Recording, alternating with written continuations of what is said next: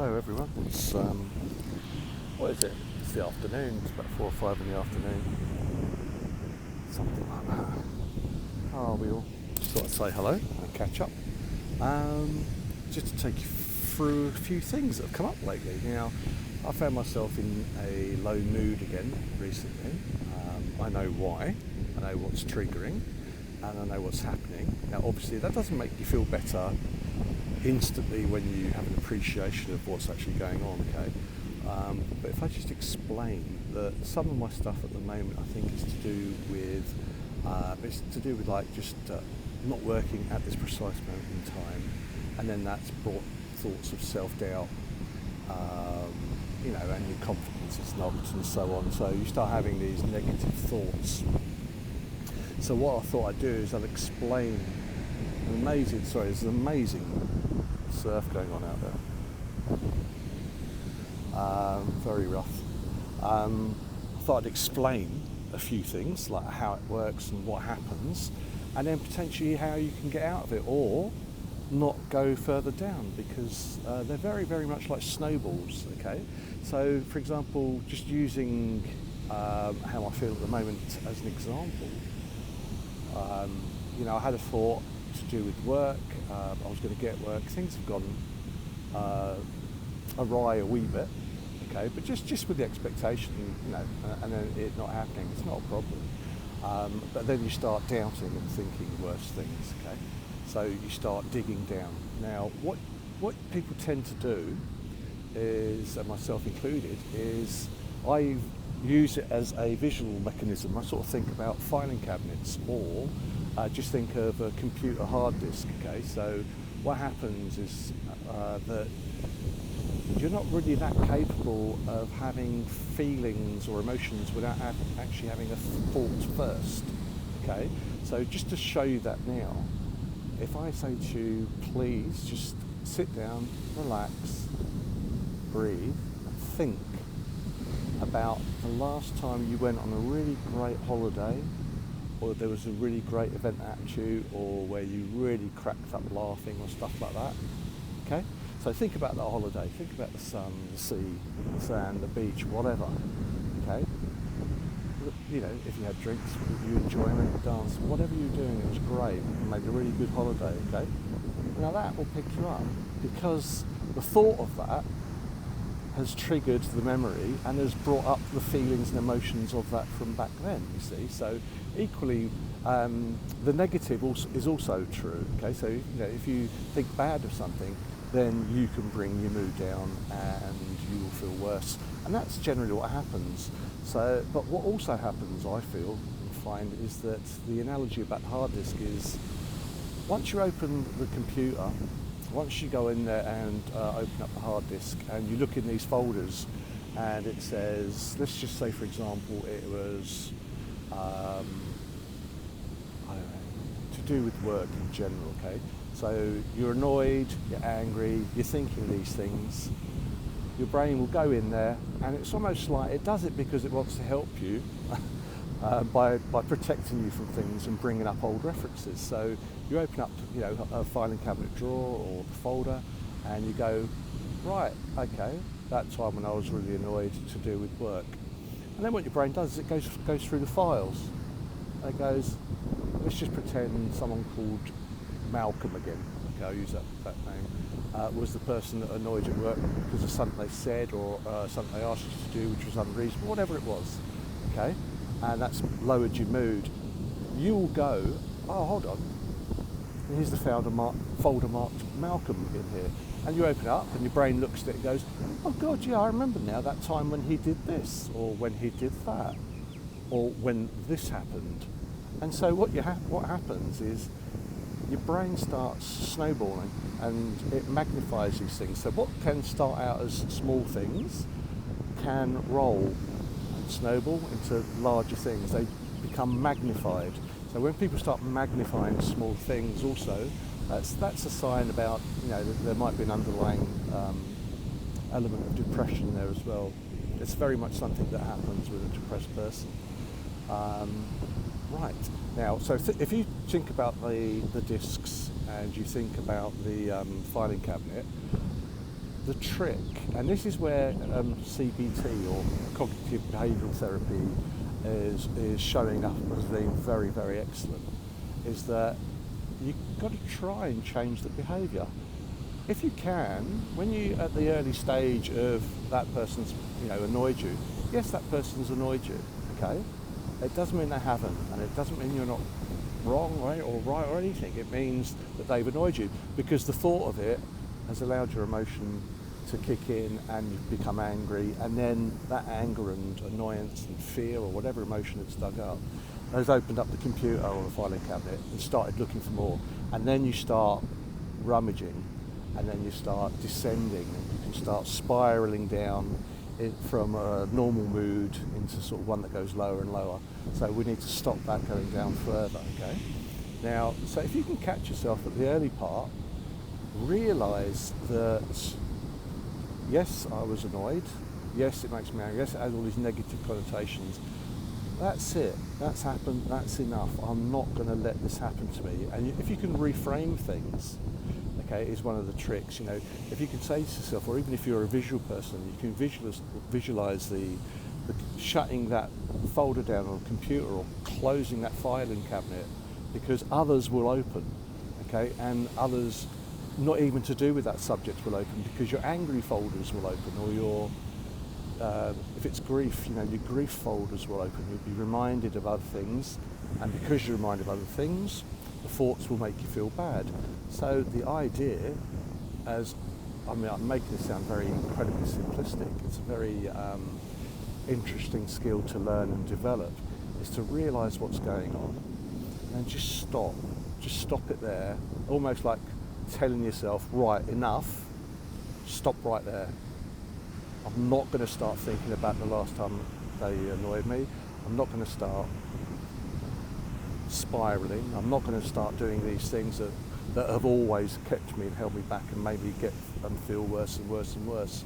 Now, like I said, words are quite easy for me to say, and the trick is to catch yourself doing it. So again, it's a behavioural thing, it's a cognitive thing. So what they teach you in that form of therapy is to notice, catch, and then change, because as has been proven more and more now with science, neurosciences, is that these things do actually work, and they can see neural pathways change. So if your brain always had the option that you get angry at a particular thing, right, that's a really bad illustration, sorry, that's meant to be a neural pathway, and it always follows that same line, okay? That will always do the same thing to you and to your body. So it's always going to bring you down and open up more stories and drag you further down. So if you try and get that pathway to stop, turn and move and go somewhere else, basically you're breaking a habit. And that habit is to make yourself a little bit worse than you probably were before. Okay? So with that said and done, that's one way of dealing with it, is to really try and stop yourself and not beat yourself up, but just reassure,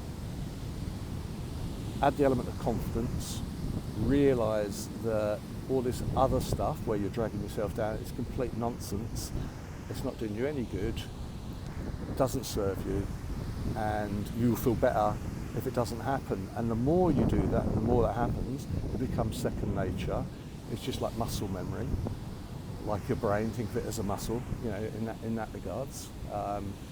It will do things if you keep on doing it, the same way you learn any sort of skill or language or anything that you've learned has stayed in there and it's remembered. Okay, so we just need to change the path, and that is a small tip on how to do that. Okay, so that's one thing. And what was the other thing I was going to mention today? Probably that you need to write stuff down. No, just kidding.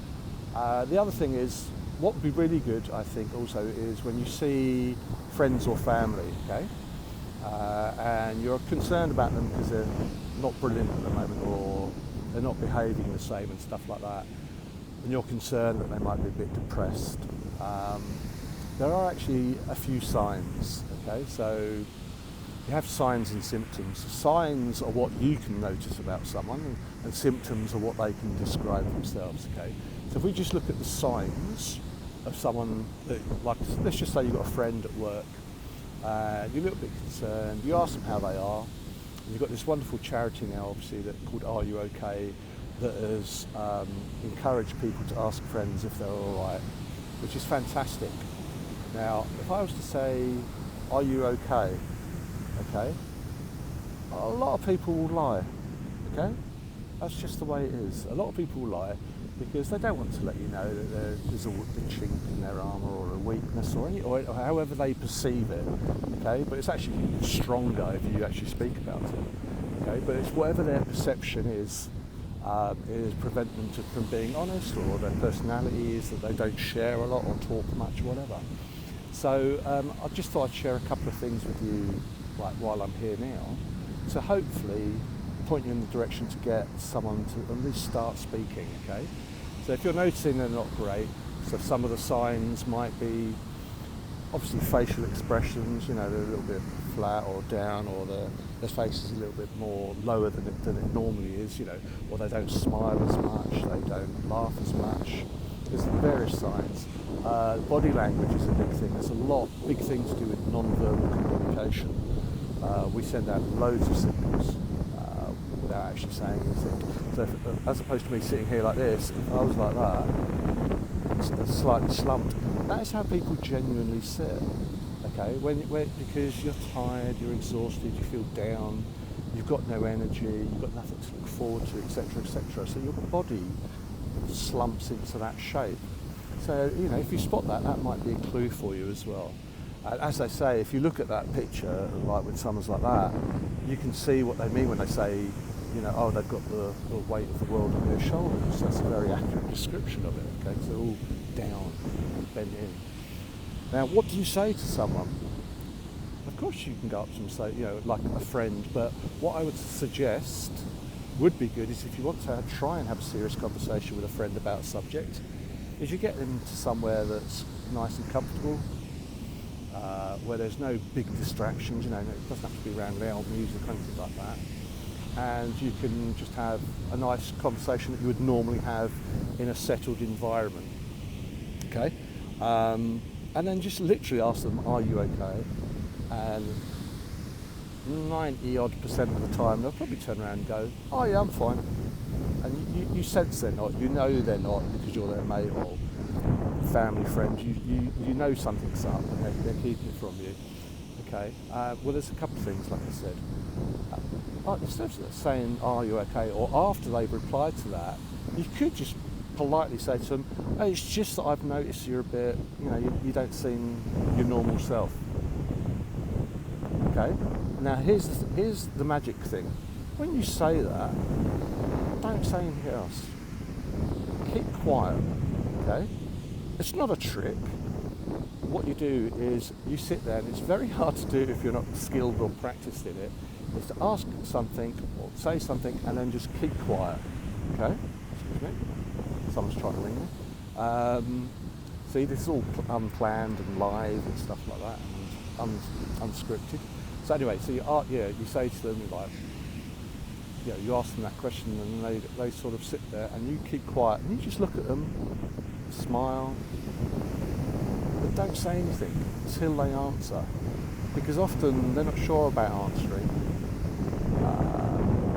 But it's almost like you're also allowing them a bit of space, time to think, to answer. So when you do ask the odd question about how things are, just sit quietly. They go, yeah, oh yeah, that happened to me. Allow them to talk, okay? And really just listen. That's the skill, is to sit there and listen.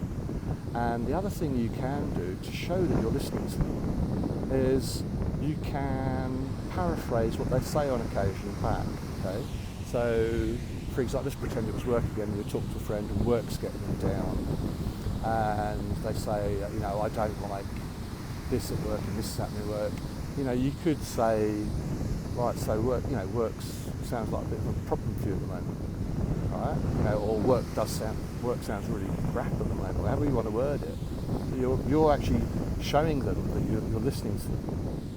You're confirming what they're saying, and they will be validated, and they potentially will open up more because they know you're listening. So you've created that yourself, okay, by doing those little tricks. not tricks, those little techniques to make them feel safe and listened to. Okay, so that's a couple of things that you could do. The other thing I'd also suggest is, if you can, there's a thing like closed questions and open questions, which are quite useful. When you ask someone a closed question, it doesn't give them a lot of scope to talk about something. So even the brilliant question from the charity, "Are you okay?" can warrant a yes or a no answer.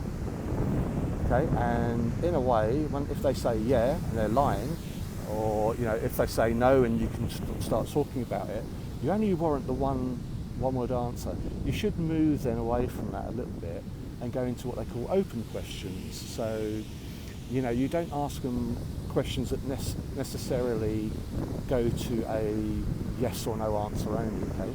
So even the quiet periods when they're talking and listen to them, you can really take in what they're saying. And if you think about something you want to ask them, let them carry on talking, don't interrupt, okay? And then you could come back with another question, okay? So let's just say they're talking about their family, and instead of saying, "Oh, is your mum and dad all right? Is your dad all right?" And they go, yeah, okay. You could always turn that around and say, "Oh, how's your mum and dad doing these days?" And you're asking about his well-being, but it's not warranting a one-word, a question that can be answered in one word. And so they'll think more and they'll go deeper into the thought, and hopefully they'll get them talking. And the last massive tip I would say is, you could be talking to someone, a good friend, family member, who may tell you something that may surprise you, shock, upset, whatever, but you're there for them, okay? So try not to visually respond. So obviously if someone says something bad, you don't go, "Oh my God," or anything like that. Just sit there quietly and listen. Like I said, every now and then you nod and you listen. You can reflect back what they're saying from time to time. Just allow them an opportunity to speak, because even that first form of conversation is a really good start to bringing people up and making them feel better. Alright, so with those things, I'll leave you from here for today, and I hope you find some of this useful. Hopefully it can make you engage in conversation with people about certain things, or even just the visual process of seeing yourself and catching yourself and slamming that filing cabinet shut, telling yourself, no, I know what happens here, this just makes me feel worse because the thought that I'm having makes me feel worse, so I can actually stop that feeling worse, and that's a start to making me feel better. Okay, so with that, I'll love you and leave you, and I hope everyone's well, and that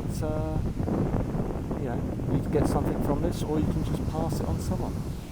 If you want to subscribe, feel free to do so, or mention it to other people.